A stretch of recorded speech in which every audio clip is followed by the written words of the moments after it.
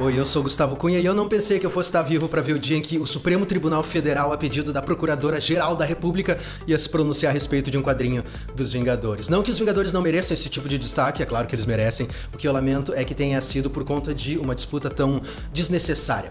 Cara, só pra a gente organizar aqui as coisas, porque esse vai ser um vídeo um pouco mais longo, eu queria dividir esse vídeo em 3 partes. Primeiro, eu quero colocar os fatos em ordem, para que a gente possa entender exatamente o que aconteceu, na ordem em que aconteceu e quem fez o quê. Depois eu queria falar sobre essa história da Cruzada das Crianças, para que você saiba do que trata esse quadrinho, a história, os personagens e tudo mais, caso você não saiba.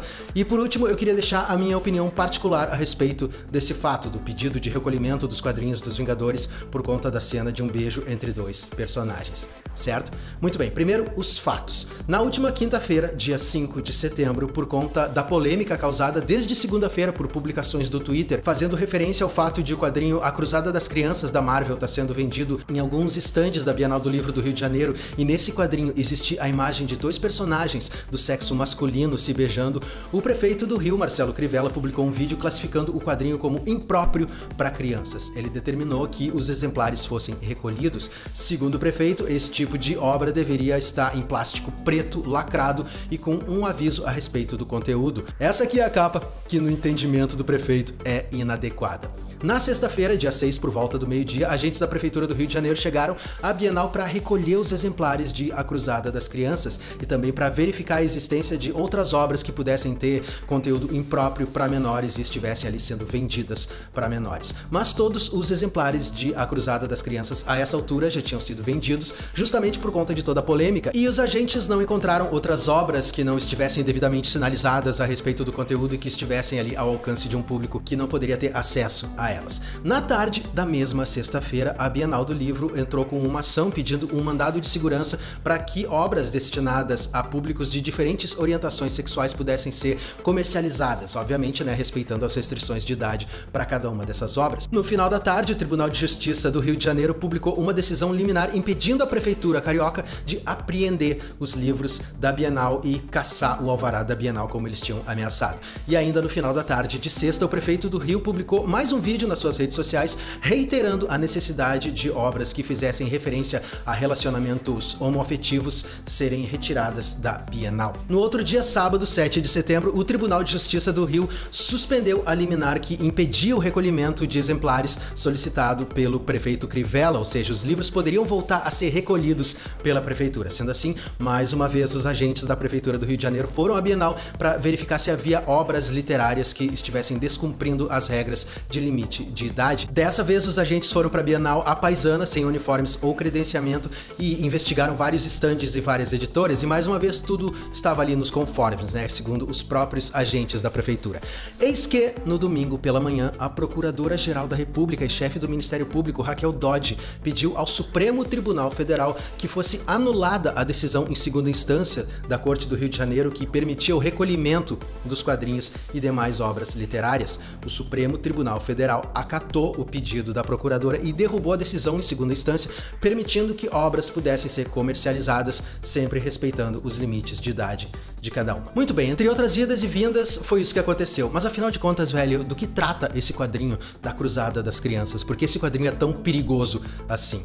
Ah, Gafanhoto, que bom que você perguntou isso, porque essa é a única parte boa desse vídeo, a hora em que a gente fala sobre uma história em quadrinhos. A Cruzada das Crianças é uma minissérie de 2010, escrita pelo Alan Heinberg, e que foi escrita para solidificar a imagem dos Jovens Vingadores, aquele grupo de super-heróis adolescentes que incluía a Kate Bishop, que nós provavelmente vamos ver ali na série do Gavião Arqueiro, e a Cassie Lang, a filha do Homem-Formiga, que se tornou a heroína conhecida como Estatura e apareceu em Vingadores Ultimato. Esse quadrinho, como a maioria dos quadrinhos da Marvel, não é para crianças nem para pré-adolescentes por conta das cenas de violência e derramamento de sangue que sempre aparecem nessas histórias. As pessoas precisam entender de uma vez por todas que só porque uma história tá no formato de quadrinhos não significa que ela é para crianças. E apesar de a história contar com 2 personagens homossexuais, o roteiro não gira em torno do relacionamento deles. A história gira em torno dos irmãos Billy Kaplan e Tommy Shepard, que são respectivamente o Vicano e o Celery. Durante uma luta contra um grupo de criminosos o Vicano, sem ter plena consciência do que tá fazendo, acaba disparando um feitiço extremamente poderoso que coloca os vilões em coma. Os Vingadores, Capitão América, Miss Marvel e Homem de Ferro ficam bastante perturbados, né, por conta disso, e resolvem colocar o jovem a seus cuidados, ali ao alcance dos olhos deles. Além disso, eles revelam que os poderes do Billy, o Vicano, são extremamente parecidos com os poderes de manipulação da realidade da Feiticeira Escarlate, e eles também dizem que acreditam que tanto o Billy quanto o Tommy são filhos da Wanda reencarnados. Afinal de contas, é muito coincidência, né, que existam dois gêmeos com poderes, sendo que um deles é um velocista de cabelo branco e o outro é um feiticeiro, assim como são a Feiticeira Escarlate e o Mercúrio. E como nós já vimos várias outras vezes aqui no canal, a Feiticeira Escarlate foi responsável por um grande trauma na vida dos Vingadores e no próprio equilíbrio do universo Marvel. Durante o arco da queda dos Vingadores, ela teve um colapso nervoso e isso fez com que ela atacasse os seus próprios companheiros, matando no processo o Visão, o Homem-Formiga e o Gavião Arqueiro, nosso queridíssimo Gavigode. Depois disso, os Vingadores decidiram que talvez fosse melhor que a Feiticeira Escarlate não continuasse viva, né? Porque ela poderia causar ainda mais mortes. Mesmo não sabendo se eles iam matar ou não a sua ex-companheira, eles foram até Genosha, onde o Charles Xavier e o Magneto tentavam fazer a coitada se recuperar. No final das contas, a Feiticeira Escarlate acabou ficando ainda mais zureta e, através dos seus poderes de manipulação da realidade, reconfigurou todo o mundo, fazendo com que os mutantes fossem a raça dominante e os seres humanos se tornassem uma raça em extinção. E ainda no final desse arco, que eu considero sensacional, ela disse 3 palavrinhas mágicas: chega de mutantes. E com isso ela apagou da existência 99% do gene mutante. Ela basicamente extinguiu uma raça inteira. Dessa forma, não é à toa que os Vingadores ficaram bastante preocupados quando descobriram que o Vicano poderia ser um dos filhos da Feiticeira Escarlate reencarnados e que ele poderia apresentar o mesmo tipo de poderes e o mesmo tipo de instabilidades que ela apresentava. O grande lance é que os dois irmãos resolveram que precisavam encontrar a sua possível mãe para descobrir se ela realmente era a sua mãe e também se ela realmente era culpada das atrocidades que os Vingadores acusavam ela de ter cometido. Mas como nos quadrinhos, né, tudo que pode piorar sempre piora, o nosso queridíssimo Magneto também acredita que pode chegar até a Feiticeira Escarlate usando os dois irmãos, o Vicano e o Celery. E é claro que os Vingadores não querem deixar o Magneto colocar as mãos nos adolescentes.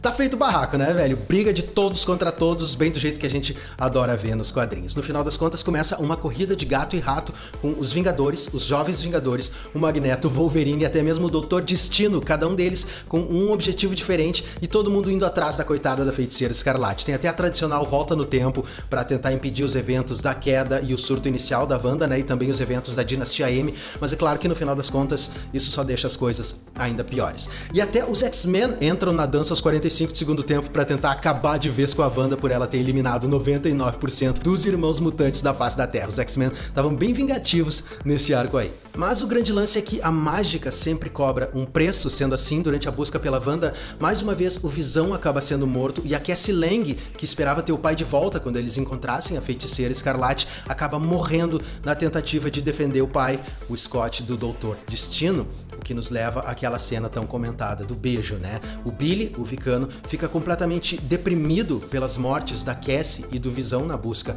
pela mãe dele e ele simplesmente se recusa a sair de casa por conta disso durante meses. É quando o Hulkling, que tem uma relação com ele há algum tempo, chega para dar apoio e dizer que o Billy precisa seguir em frente, apesar de tudo, que a vida precisa continuar. Os Vingadores então chamam os jovens Vingadores para dizer que os sacrifícios deles e daqueles que caíram ao lado deles, né, não vão ser esquecidos, que acima de qualquer coisa eles mostraram o valor deles e não importando o quão jovens eles sejam, eles sempre vão ser também Vingadores. Isso nos leva a uma questão a respeito dessa história, né, da Cruzada das Crianças. Por acaso essa cena aqui não seria inapropriada? A Cassie Lang, uma adolescente assassinada por um psicopata ao tentar salvar o pai da loucura do Victor Von Doom, que estava mais transtornado do que de costume nesse quadrinho. Essa cena aqui tá no mesmo quadrinho, A Cruzada das Crianças, que deixou o prefeito do Rio tão furioso. E aí, cara, essa cena não é inapropriada? Ou quem sabe essa, outra cena do mesmo quadrinho que mostra a Wanda sendo atravessada por uma estaca de madeira? E aí, essa cena não é inapropriada? Que tal essa outra cena aqui, cara, que é a cena de um outro quadrinho do Drax, dos Guardiões da Galáxia matando o Thanos, arrancando o coração do Titã Louco do peito com as próprias mãos? Ou talvez até mesmo a cena clássica do Coringa matando o adolescente Jason Todd com um pé de cabra na história da Morte em Família do Batman. Eu ia achar válido se os agentes públicos entendessem que esse tipo de cena pode ser forte demais para uma criança.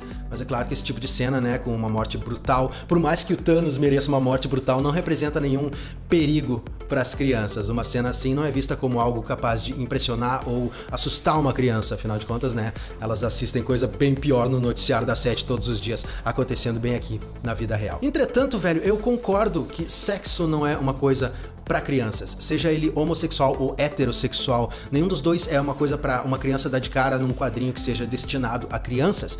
Esse é um assunto delicado, velho, e tem que ser tratado de forma adequada, com cuidado. É por isso que eu volto a insistir, os quadrinhos dos Vingadores não são um produto para crianças, esse é um produto para pessoas que já tenham um certo entendimento do mundo, que sejam capazes de processar o que tem ali naquelas páginas. E nesse sentido, as editoras sempre colocam todos os avisos indicativos e sempre lacram as obras que trazem esse tipo de conteúdo, cara. O que nos leva à questão central de toda a polêmica, e aqui eu não posso deixar de colocar a minha opinião pessoal a respeito de tudo isso, cara. Então, por uma questão de respeito mútuo, se você já tem uma opinião formada e sabe que nada do que eu disser vai mudar o que você pensa a respeito desse assunto, que é tudo uma pouca vergonha mesmo, talvez seja melhor você parar de assistir esse vídeo e não assistir o resto desse vídeo, certo? Mas se mesmo tendo uma opinião formada, você acredita que o diálogo ainda é uma opção e que existe espaço para outros pontos de vista, então eu convido você a refletir comigo, velho. Vamos lá.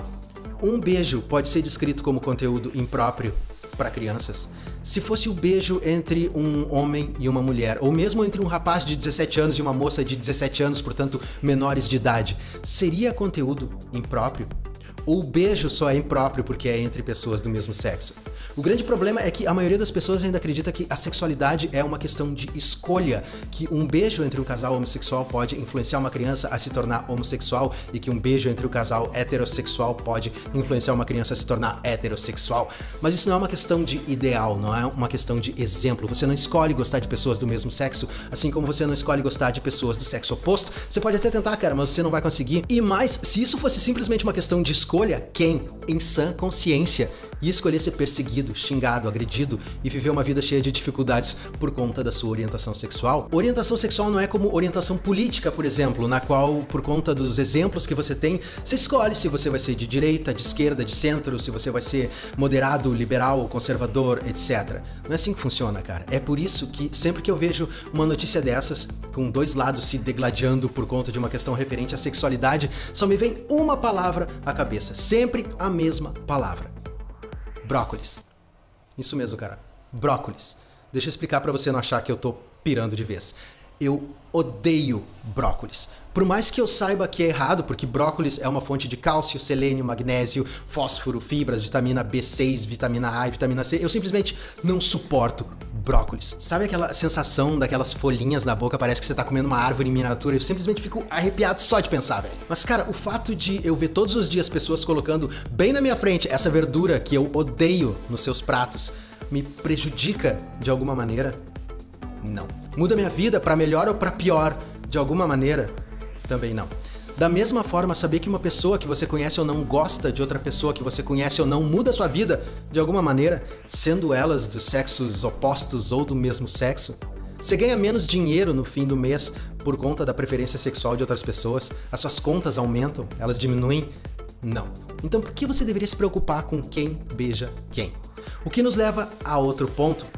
A quem interessa toda essa polarização? A quem interessa nos colocar uns brigando contra os outros nas ruas, na Bienal, no Twitter, no Facebook, seja lá onde for?